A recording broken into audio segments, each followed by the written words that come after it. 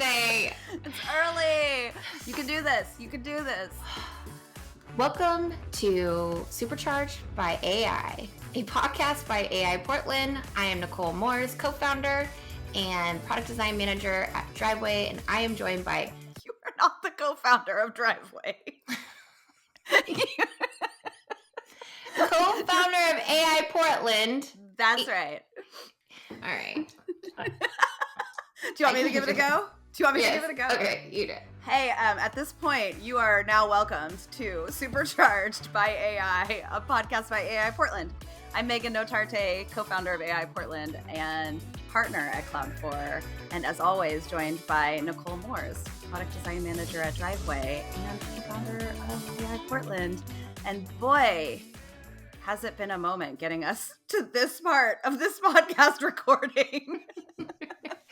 I don't know, man. Last night was so good. It just it wiped us out.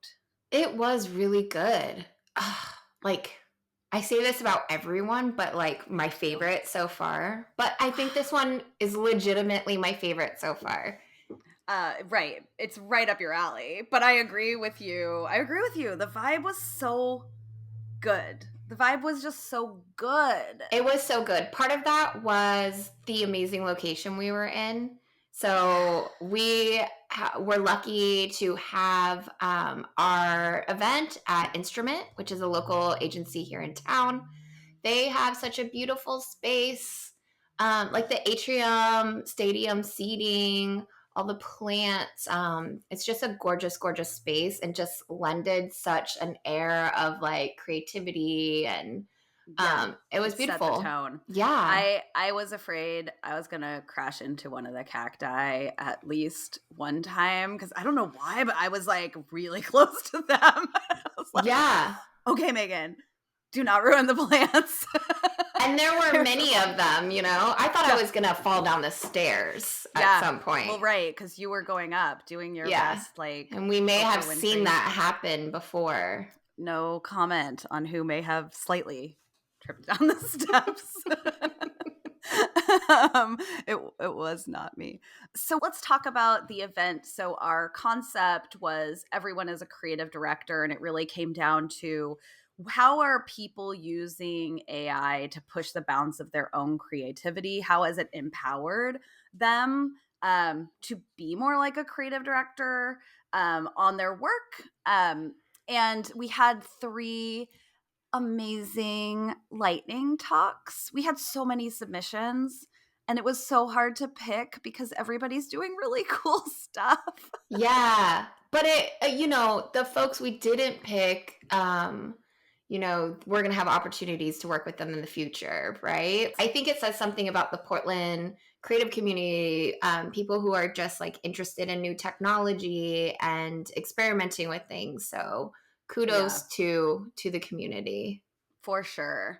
Our speakers all gave 10-minute talks, and then we had a Q&A, and there were really great questions about their work. So let's dive in. What surprised you from what you heard last night? So I think there's we start out with a concept. Everyone's a creative director, right? And that concept of being a creative director and exerting control over things is kind of an antithesis to kind of what AI does, right? It's very hard to control what comes out of it. And I think the things that were the most compelling, the things that really sparked inside were these things that they didn't control, right? And I think, was it Julia who said it was Elizabeth who said she's creating a butterfly net and she's trying to capture just these butterflies, and I just love the visual of that. She's not creating the butterfly, she's kind of creating the net that captures it. And I just think it was such a beautiful analogy of how you can use AI and not exert control. So it's we chose this concept of everyone's a creative director, and we almost found out that you have to give up a little bit of control to unlock some of the creativity that these tools can unlock. Embracing the chaos, I think, was one of the things that came up. Let's do a quick overview. So we had Elizabeth Goltz. Her presentation, how would you describe it? I mean, she describes it as cultural exorcism. She talked about tapping into the collective unconscious, which really, when you think about what an LLM is, this idea of it being the collective unconscious it does blow my mind a little bit. Right. I think she's referring to the collective unconscious as everything humans have put on the internet. And Mhm. so she tapped into that using AI to both sort of like cope with the grief of losing someone that was really close to her, family member, a mentor, and then using that concept to sort of exercise like cultural demons in our society, which was a very interesting talk to start with because it was the debate night and Yeah, it was a bit of it was like on the nose topic wise.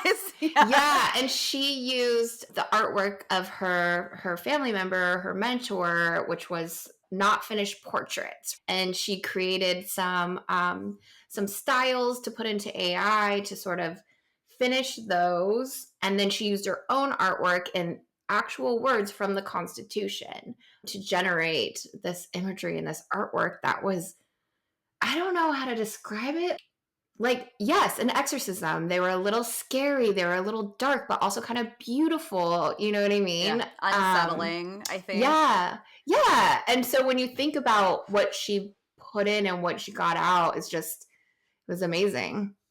It's very artistic. From an AI perspective, as I understand what she did, she used Stable Diffusion. She took her cousin's unfinished, basically underpaintings of Mhm. founding fathers, and essentially, I'm not the technical words here. Go with me; they're not correct, but essentially trained a model on her cousin's unfinished paintings, her own art, and then a friend's art that had the Yeah, style she was going for. yeah, And then she I would say analyzed the Constitution, but really she kind of removed some words from the Constitution. She did some analysis and work on the text of the Constitution and then used the remaining words as prompt to the model that she trained. yeah. They were specific words out of the Constitution that she thought evoked sort of the direction that she was heading in, so she was really specific with the wording.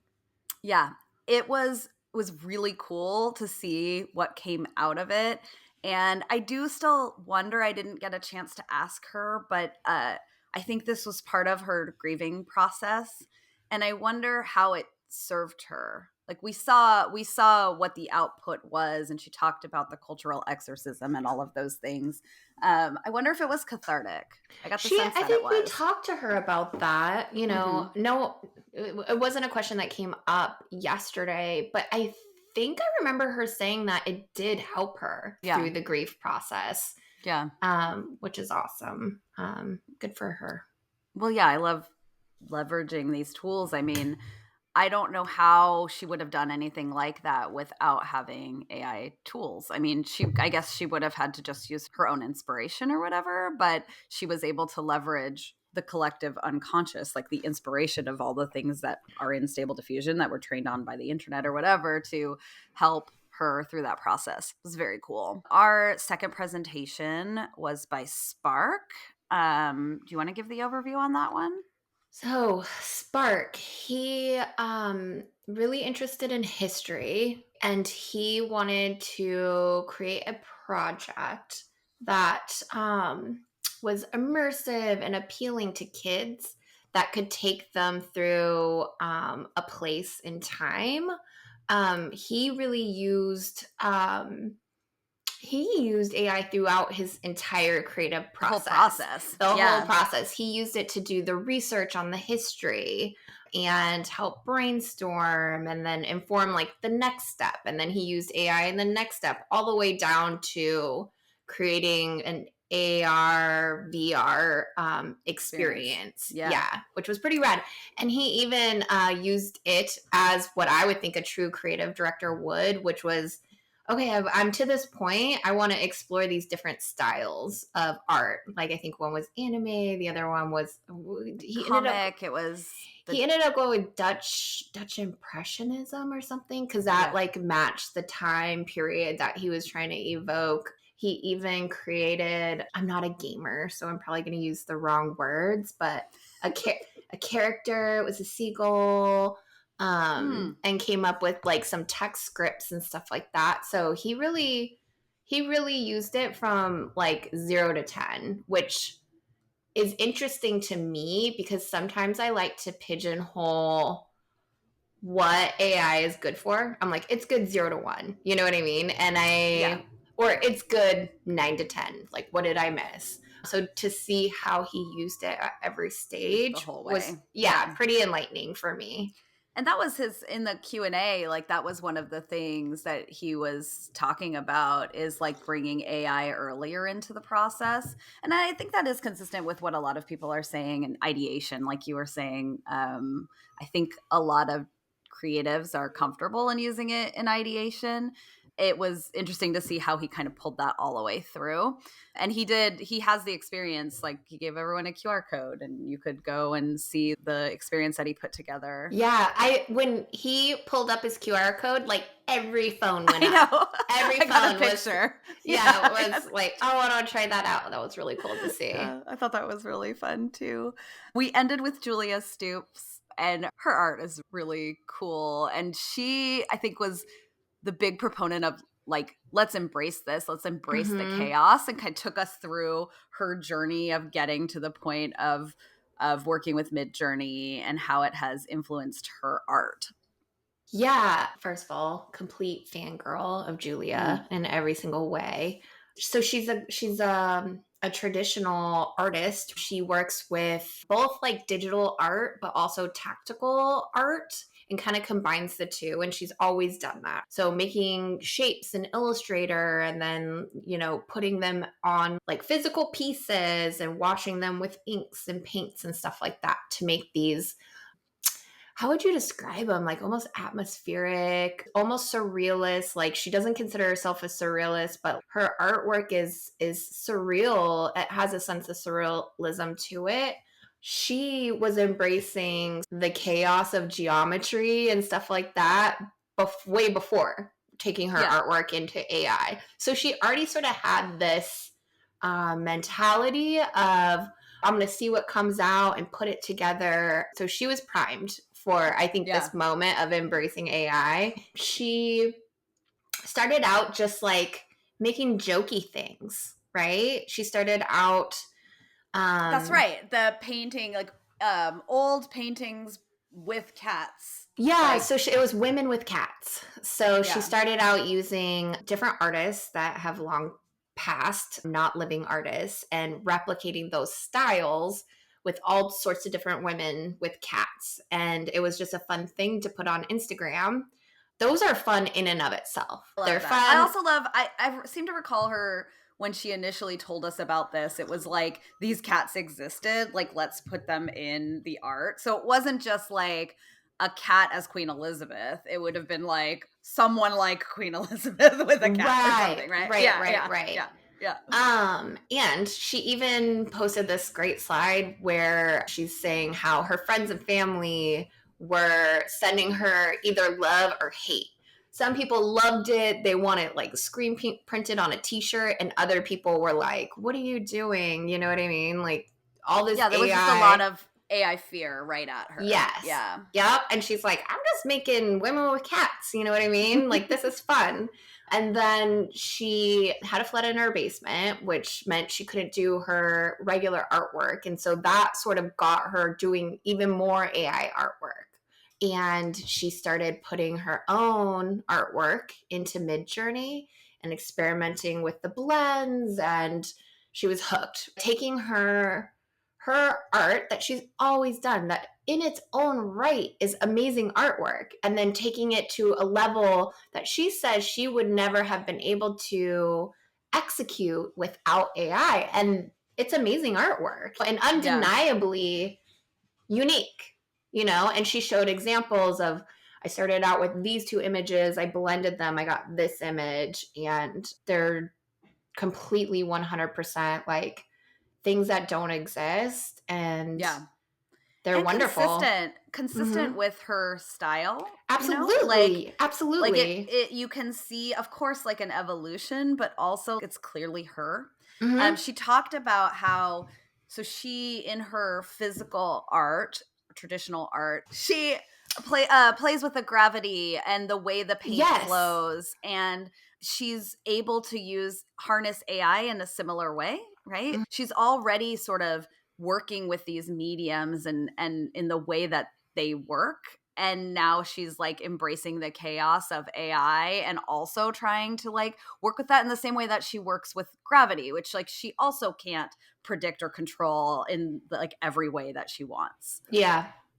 She had just like really beautiful things to say about working with AI. Julia, if you're out there, come on our podcast. I love her messaging of, it is scary, right? As an artist or as a designer, everybody stops and thinks, is this going to take my job? What's going to happen? And she said flat out, I choose not to be scared. Yeah, she said, I'm not going to stop doing it because of someone else's fear. Yeah. And I was like, all right, girl. Like, yes. Yeah. Yeah. She also talked about, I think this came from a question in the audience. How does this help non-creative people, right? Because everybody we had yesterday was creatives. And she said that these tools can unlock the mind's eye, which I thought that was Elizabeth. Really... Yeah, that was Elizabeth. Yeah. Oh, okay, yeah. Yeah, so there was a question about how, so you're right, like our panelists, they all come from creative backgrounds. I think everybody is creative, but not everyone is able to, they don't sort of default to creative arts, for example. And so the question was like, how do you think these tools affect people who do not consider themselves traditionally creative? And to me, that's like, we talk about that a lot with AI, how it sort of raises the floor for people. Yeah, right? I think there was a little bit of distinction and nuance in that particular part of the conversation. Because I think there was the one part like, like execution wise, right? Like you're already creative, like all of them already creative, but maybe execution wise, they can't deliver on their mind's eye, but AI can help them get there. And then Elizabeth said, it can help you if you don't have a mind's eye. Like some people don't imagine things in their minds visually, right? Yeah. They're either very verbal or they write, and that those people can use AI to have a mind's eye in the first place, Yeah. First of all, that's fascinating. I just listened to a podcast about people who don't visualize things. And I think there's a whole gamut of how far people can actually visualize things in their head. And I'm like one of those people, like I know if something looks good if I see it, but it's very difficult for me, especially like, for example, trying to like design something in my house or whatever. Like I can't just like see it in my head and be like, yeah, that's the place the couch should go. So yeah, like being able to leverage these tools that could help you be able to see it. Elizabeth talked about a friend who's a writer, but doesn't have a very strong visual descriptive, like being able to write descriptive, like great at writing scripts, right? Where you're saying what they're doing. See it. Yeah. And so being able to like take their script and put it in and have an image be generated and then use that to help them inspire how they might, now they can see it with their eyes and like might be able to write something that's a little more descriptive, a little more visual. Yeah, totally. Very, very, very cool. That is like something I hadn't really considered. I thought that was a very interesting part of the conversation. For the record, I'm not good at like, I'm a designer and I'm not good at decorating my house either. I'm like, that's the thing I Color. always think about, because like I when I see the things, I'm like, oh, those colors, I don't like them together. But like if you were to just ask me, it's like my brain just completely pieces out. Same with on the spot arithmetic though. So my brain just like it just stops. It's just like I don't have anything for you. So those were our speakers. They all did such a great job of presenting their ideas in the 10 minutes that they had. The question and answer period I thought was fascinating too. A lot of engagement. Was there anything else that came up that really struck you in that part, I guess? I think just overall, number one, it wasn't like AI fear mongering. It just was this sort of like exploratory. It was all about AI, but it didn't feel like it, and it was, like I said, my favorite night. You're right. It was obviously about AI, but also really just about being creative. And that was exactly what we were going for. So that's why it felt like, yes, we win. We did it. Yeah. We did it. I thought the questions around flow were really interesting. So I think if I could summarize, someone was asking about how this impacts your artistic flow. And there's not one answer. For Elizabeth, she would generate something and then have to wait. So it was a punctuated, abbreviated, like broken up process, which changed things for her. I think Julia loves Midjourney and can generate a bunch of images and really does get into a flow with that process. She said she would lose track of time. That's the first like sign of flow, is that the space-time continuum stops, right? Yes. I thought how often do you get in a flow state? So when I'm doing design work, right, like heads down design work, you get in hopefully a state of flow as a professional designer. And now I've reached a part of my career, I'm like, oh, it must be nice to like design things, It must be nice to get into a state of flow. I'm constantly like blocking things so like other people can have flow time, Yeah. Exactly. Yeah, but like it feels so good as a creative. And I thought that question was really interesting. Someone brought up anticipation, because the models work and you kind of have to wait to see what's coming out, and how that maybe could or could not be a blocker to flow. But they described it as like maybe a good thing, which was interesting. Yeah. There was also a question about intention and ownership, which does always come up when we talk about these things. And I thought it was, again, a situation where like that is a question outside of AI too. We're not talking necessarily about legal ownership in this case. We're talking artistic about ownership. Do I own this thing that I made in AI? Yeah. Yeah. And, someone made the point like oftentimes when you're making something, it's multiple people making it. And so who owns the film that there was a director? Like, where is the artistic ownership of that? And that they didn't see using AI as a collaborator in an artistic way as being that much different. Which I was like, yeah. Julia was talking about how like artists steal from each other. What was the phrase she said? Like steal like an artist is a phrase. Like an artist. I've never heard of that. Yeah. 100. There's a book.